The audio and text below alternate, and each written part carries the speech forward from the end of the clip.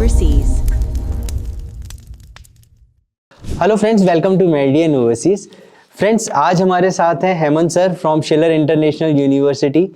Sir, another thing is कि when like we speak about Schiller campus, तो Germany में Heidelberg में campus है, लेकिन हेडलबर्ग को कई सारे स्टूडेंट सेकंड और थर्ड प्रेफरेंस मांगते हैं।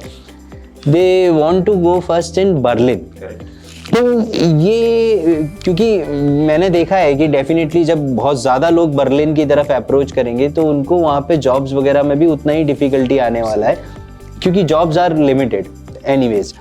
और जब वहाँ पे नंबर ऑफ कैंडिडेट्स वो इंक्रीज होते हैं तो वो कहीं ना कहीं नंबर ऑफ जो ओपनिंग्स हैं वहाँ पे भी वो भी लिमिटेड रहती हैं। तो हेडलबर्ग में अगर कोई स्टूडेंट जाता है तो वो जॉब अपॉर्चुनिटीज़ को कैसे ईजिली एक्सेस कर सकता है, कैसे ग्रैप्स कर सकता है? सो स्टूडेंट के माइंड में ये जो क्वेश्चन है कि नहीं, मेरे को हेडलबर्ग तो मतलब ये मेरा सेकंड प्रेफरेंस हो गया, अब मेरे को फर्स्ट प्रेफरेंस पहले बर्लिन देखना है, तो ये कैसे स्टूडेंट इससे कोप अप कर सकता है? वेरी सिंपल, मुझे रिटर्न्स और इन्वेस्टमेंट, और जैसे मैंने पहले भी बताया कि अगर आप बर्लिन में पढ़िए या हाइडलबर्ग में, आपको सेम अमाउंट सेम मिलने वाला है। ऐसा नहीं कि बर्लिन में ज़्यादा मिलेगा, हाइडलबर्ग में कम मिलेगा। It's nothing like this. अगर आप हाइडलबर्ग जाओगे तो that is one of the business capital when it comes to revenue. Like we speak about Mumbai, speak about Delhi, right? तो यहाँ पर हम लोगों को लगता है भाई बड़ी सैलरी मिलेगी, ज़्यादा बड़ी पोजीशंस रहेंगी, बट वहाँ पर अगर आप देखोगे तो स्किल्स भी वैसे ही रहेंगे। वहाँ पर ज़्यादा लोग भी रहेंगी, राइट? और उधर चांसेस बहुत कम रहेंगे। बट उसी टाइम पर अगर मान लो अगर आप जयपुर से हैं, जयपुर में आपको जॉब की कोई कमी नहीं है, हायर पोजीशंस भी मिल जाएगी और अच्छा पे स्केल एंड सिक्योरिटी भी मिल जाएगी। तो ये सब चीज़ें, जैसे अगर आप कंपनीज देखोगे तो अच्छी कंपनीज हाइडलबर्ग में भी अवेलेबल है। Heidelberg is currently someone which is growing in at a rapid pace.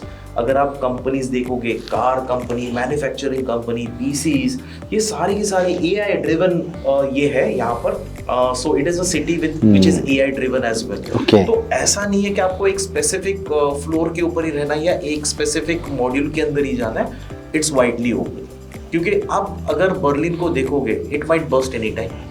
तो वही लगता है कितना एक्सपांशन आप करोगे।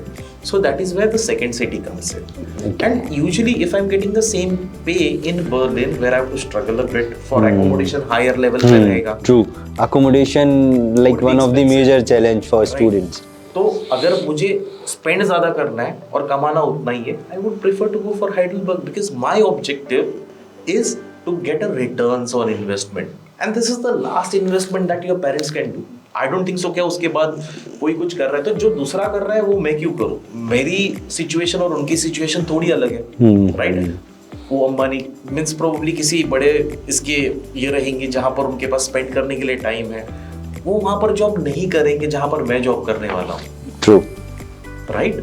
Every scenario is different. Absolutely. तो मैं अगर LPLC पैकेज यानी लो बजट लो कॉस्ट, जहाँ पर मैं इन्वेस्ट कम कर रहा हूँ and I am getting a returns on investment while studying, I would go for Heidelberg. Cost same है, फिर बोलते हैं ना transportation is very easy, right? I am not going to miss my bus, train, right? Third thing, I am going to get paid equally what I am going to get there, and it remains the same as opportunities as well. ऐसा नहीं कि Heidelberg में कम opportunities है, उधर भी उतनी opportunities मिलेगी जितनी आपको बर्लिन में, बट हाँ, getting a job in Heidelberg is way too easy. Meridian Overseas will help you for A to Z process starting from the application till visa.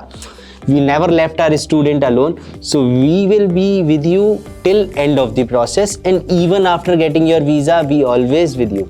So friends, अगर आप फर्दर अपना application start करना चाहते हैं तो आप meridian overseas से connect कर सकते हैं। So thank you friends.